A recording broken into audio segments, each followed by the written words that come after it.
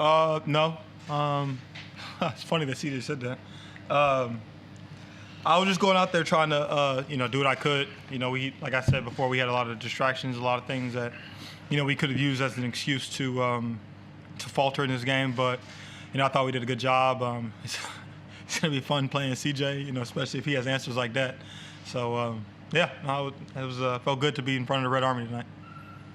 What's it feel like when you catch fire in front of 12,000 fans that are all cheering you on, and it looks like you just can't miss a shot? What's that feeling like? Well, I'm looking at it now, and I didn't know I took 29 shots, but Jesus, boy, I was getting them up, wasn't I? I felt good. I mean, when you kind of get into a flow and a rhythm like that, it feels really good just to do that, and coming off that injury. I don't know. I feel like I don't know what the feeling is, but it's just pure excitement and pure joy just finally getting back out there and playing in front of a crowd like that. It felt like I was back in college, so it was exciting for sure. How motivated are you to have a big season? Because you were playing so well last season when you got hurt. How much has that sort of spurred you on to do big things? That is a big part that motivates me, but I hate losing and going down to the blitz, and I haven't been on Perth before, right? And I guess last year was my first inkling into everyone wants to beat us, and we have a huge target on our back, and going down to Tasmania and having my first taste as a Wildcat, kind of seeing that intensity and that fire that other teams play with when they play against us. I don't know. That's all I need to play, man. I think the back and forth, the energy that both teams have, the fire and the targets that we present. I'm ready for that challenge. Scott, what was that experience like for you? Your first game in Perth? I mean, it was good. It was good because we won. When you win, the nice things about being here are magnified, like the crowd and the atmosphere and the history and things like that. Obviously, if we had lost the game, I'd be feeling a little bit different, and I probably wouldn't be as excited about it. But it was nice, and I told the team after the game that for getting a first win, I was pretty proud of this one because of the heart and toughness that we showed, being a little bit shorthanded and some things not going our way the last couple months. So, yeah, I was real proud of the intangibles that we displayed out there.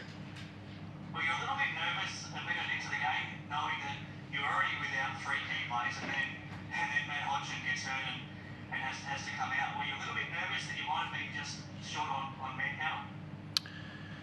Well, first of all, they made me speak to the whole crowd. I was nervous about that. I didn't have time to be nervous about anything else. But there's been so much turnover and in and out of our roster. I actually came to the game tonight with 3 different lineup cards. I kind of try to plan out our substitution patterns, at least for the first couple quarters. So when Haji went down, I just sent someone back to get the other plan, and we went with that one. There was no time to really worry about it. Just on to the next rotation, and I think that everyone that got called upon tonight made some big plays, and obviously Vic was a big part of our offense and defense, but everyone that stepped foot in the floor was a contributor to the win. Did the experience inside this building live up to all of the expectations and live up to everything that everyone's been telling you, I guess, over the last few months? Yeah, for sure. I mean, I think every time someone quotes the seating capacity, it doubles by like 3,000-4,000. So I was expecting like 80,000 in there, but no, it was an awesome atmosphere. I'm excited to get home and ask my wife what it was like from her point of view. I didn't see where she was sitting, but I know the kids made it through the whole game because she texted me after, and I didn't really get a chance to take it all in because I'm trying to stay focused just like the players are, but it was nice to walk off the court after the game and just feel the excitement. What happened to Matt Hodgson? Can you talk us through that scenario? I guess Josh, our what's Josh's title? Sports scientist. Our sports scientist, Josh, who does a great job, just tapped me on the shoulder before tip-off and said, Haji's calf's a little tight. We have to keep an eye on him. And the next thing I know, he tapped me on the shoulder again and said, Haji's done. So like I said, there wasn't much time to ask questions or think about it. It was just next man up, and you got to give credit to Majuk for his efforts out there. He played the most minutes he's played so far in the 6 games, and came up with some really big offensive rebounds to keep our possessions alive. So he's coming back from the Achilles, and people don't come back from the Achilles quickly or well traditionally. Like, how proud are you of him to be able to recover from that injury and start playing again and play at that impact? I'm really proud. I'm just proud of him in general because he's a good kid. He plays hard. He's professional. He comes to work every day and never complains or takes a possession off.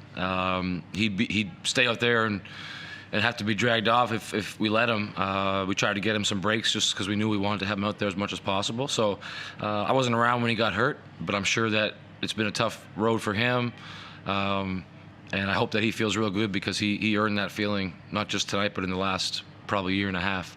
But yeah, no, having not been around, I wouldn't know that he came off a serious injury if someone hadn't told me beforehand. What do you think this says about your group to be able to play so well under adversity and just lift when it really matters? Yeah, no, I think that's what we were expecting out of our guys. We have a lot of faith in them. I know we have some new players, some guys who've been around a long time and been through the wars at various stages of their career. So I'm proud that they stepped up and rallied together and played as a team. And we're going to need that because there's going to be a lot more adversity to come. This was nothing compared to what we're probably going to face over the next 4, 5, 6 months. And do you know if Michael Fraser's any chance of Sunday? Is he already ruled out, or will you have to wait and see tomorrow how he pulls up? I'm gonna have to get you Josh's phone number because you're always asking me who's playing, who's not. I told you I brought three different lineups to the game tonight. I don't know who's playing until I get here. We're hopeful that Mike will play. I don't think it's a long-term injury. I hope not. But we'll just take it one day at a time, and I'll probably bring 3 lineup cards again on Sunday. All right, thank you. Thanks, Craig.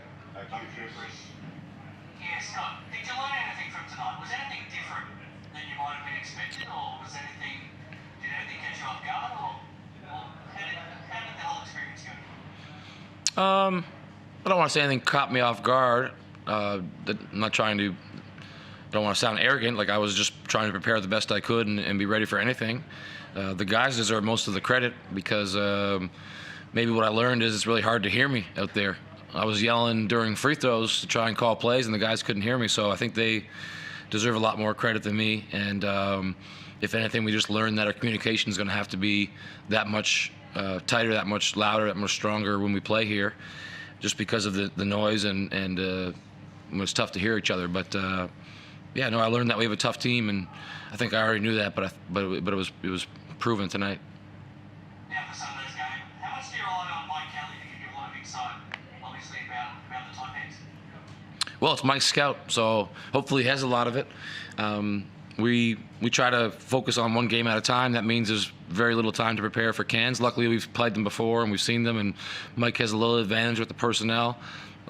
So, we'll do a crash course tomorrow, and we'll be ready best we can. And again, it comes down to the guys providing that toughness, that teamwork, and effort and heart, which trumps any scout or any game plan. But we'll do our best to, help them where we can. And Mick, what are your thoughts now on Sunday? It's a short turnaround now after tonight. Yep. I can celebrate this one for another 30 minutes, and then it's time to move on to Cairns.